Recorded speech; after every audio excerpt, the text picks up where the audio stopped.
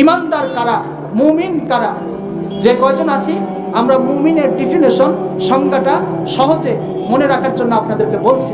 রাসূল সাল্লাল্লাহু আলাইহি সাল্লাম বলেছেন, মান সাররাতহু হাসানাতুহু, যে ব্যক্তি সৎ কাজ করে আনন্দিত হয়,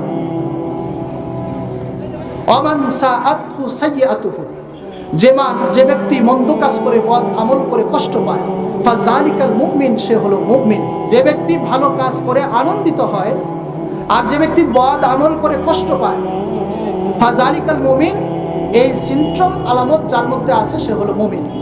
আল্লাহ রাসূলের সংজ্ঞা অনুযায়ী আমরা নিজেদেরকে পরীক্ষা করব যে আসলে আমরা মুমিন কি মুমিন না।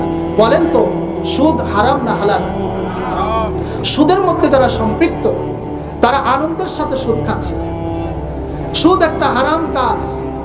অতএব যতক্ষণ পর্যন্ত সুদ খাওয়ার পরে সে অনুতপ্ত না হবে, লজ্জিত না হবে, ততক্ষণ পর্যন্ত সে মুমিন হতে পারবে না। অনুরূপভাবে যারা দুর্নীতি করে, দুর্নীতি একটা অপরাধ।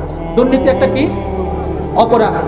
এই অপরাধ করার পরে যারা লজ্জিত হয় না, যারা অনুতপ্ত হয় না, রাসূলের ভাষায় তারা মুমিন না।